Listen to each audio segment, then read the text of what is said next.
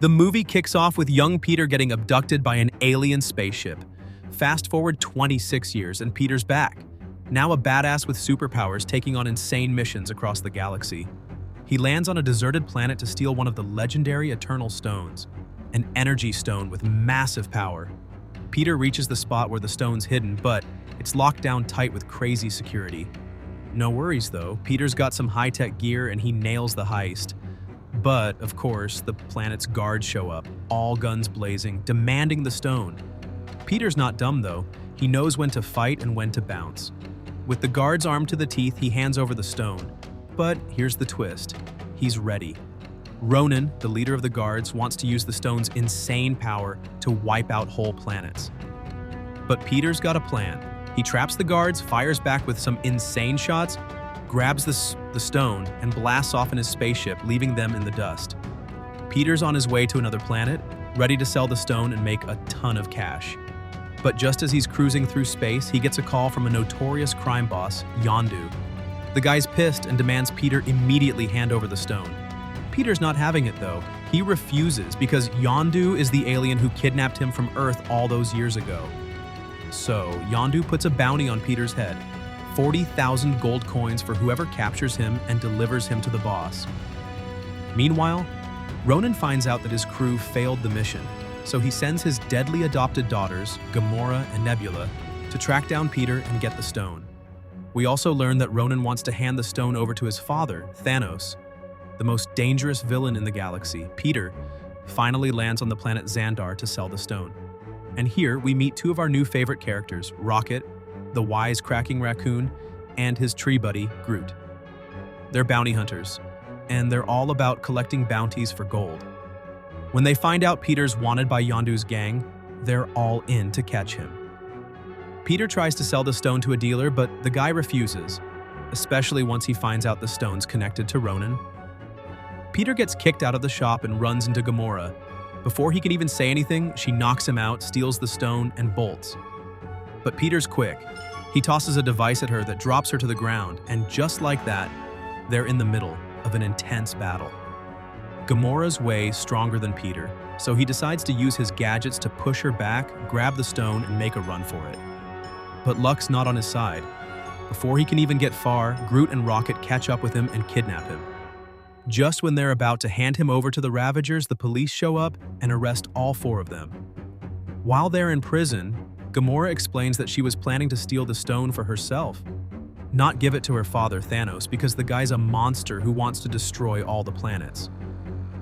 We also learn that the other prisoners hate her because Thanos wiped out their entire planets. They almost kill her, but one of the prisoners, Drax, steps in. Drax wants to kill her himself, because Thanos killed his entire family.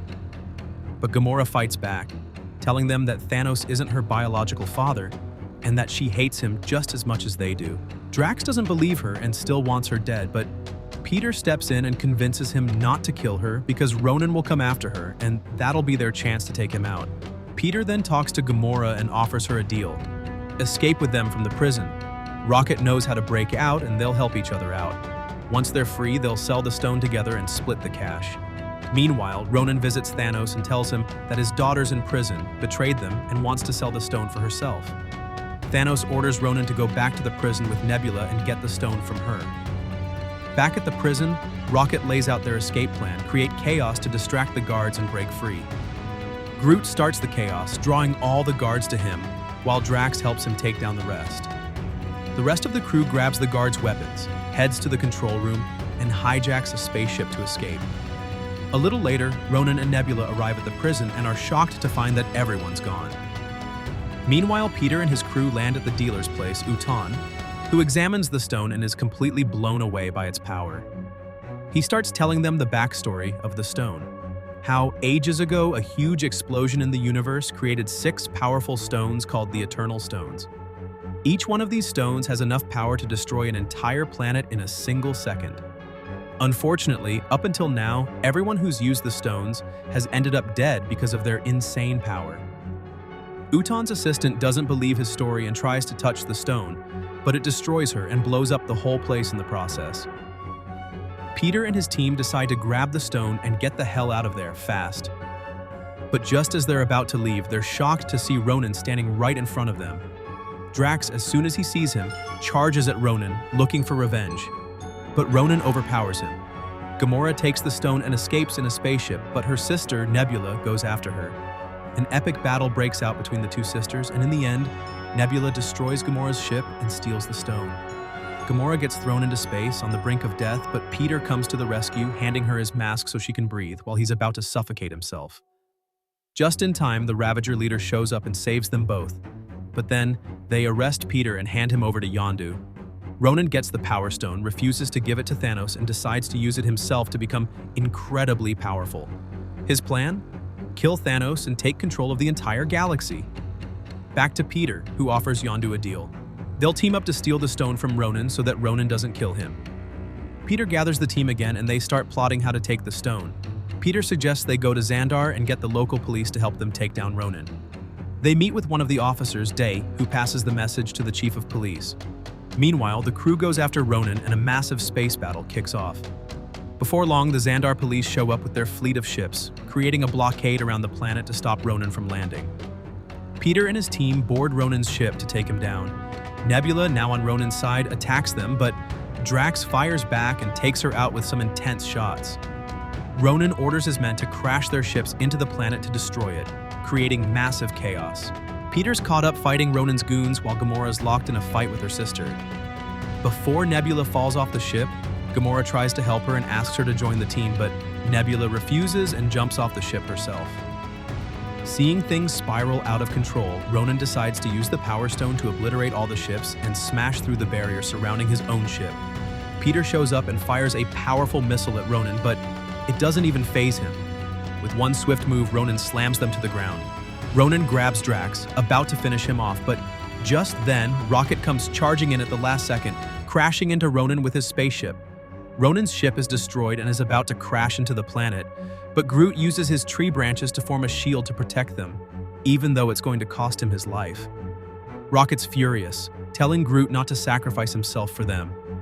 But Groot says his goodbyes, and with that, the ship crashes, destroying everything, and Groot dies with it. Sadly, Ronan's still alive. He crawls out of the wreckage, standing on the planet's surface, ready to use the Power Stone to obliterate the whole planet. But Peter won't let him. How? He starts dancing in front of Ronan, trying to distract him. Meanwhile, Rocket and Drax take advantage of the moment, shooting at Ronan's hammer with gunfire to knock it away from the stone, sending it flying into the air. Ronan rushes to grab it, but Peter jumps and catches it first. However, the stone's power is too much for Peter to handle, and he can't control it. But surprisingly, he doesn't die like the others who tried to use it. That's when the rest of the team steps in. Together, they all combine their strength, holding onto the stone as they focus their energy to control it. They manage to redirect its power at Ronan, killing him.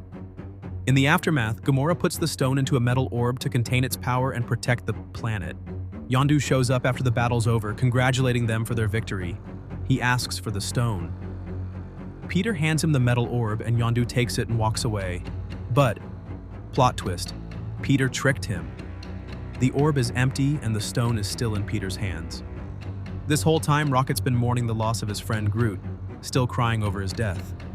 In the end, Peter and the crew go to turn the stone over to the police for safekeeping, to protect it from Thanos. The police chief tells Peter that he's not fully human, that he's a unique alien, one of the oldest beings in the universe. That's why he didn't die when using the stone. The chief thanks them for saving the planet and rewards them with a brand new advanced spaceship for their future missions. The team takes the ship and decides to stick together.